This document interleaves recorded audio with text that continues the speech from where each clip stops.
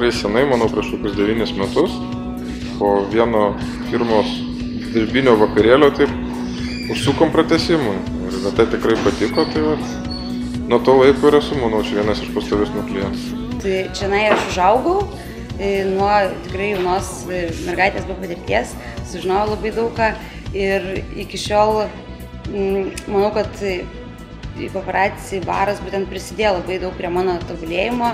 Kartais aš ateinu atskirai, kartais jam ateinu atskirai. Kartais aš ateinu parsivesti, kartais aš ateinu ir tada labai įsilinksminu ir pati rodau savo gebėjimus.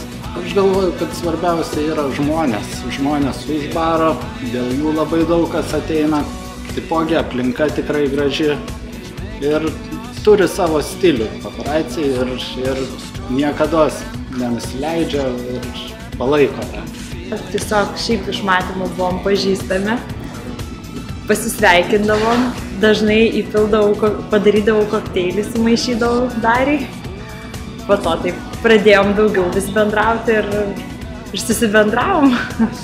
Čia tiesiog yra patys geriausi atsiminimai, aš čia mielai grįžtu ir labai pasiilgstu iš to baro, iš tų sienų, visko. Man tai kelia didžiausią džiaugsmą, kad šiandien atėjęs tikrai niekada nepasijausi vienišas ir visą laiką rasi kompaniją.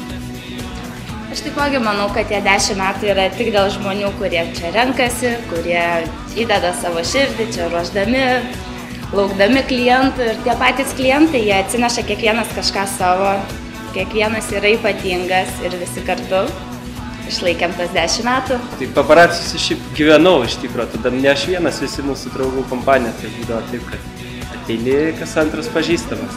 Žodžiu, čia linksma dėl to ir ateina. Ateikit jūs?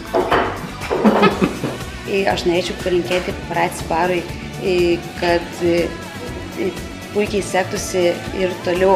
Aš siūlau tai atšvęsti kitą kartą su fejerverkais. Aš siūlau šį kartą atšvęsti su fejerverkais. Aš tai linkiu, kad ir mažasis Mantukas, kai užaugs, kai turės daugiau nei 18, kad galėtų užeiti į Paparacius, kaip į savo tėvų susipažinimo vietą ir galėtų išgerti irgi kokį nors skanų kokteilį, kad Paparaci gyvuotų dar daug metų. Dar 10 metų.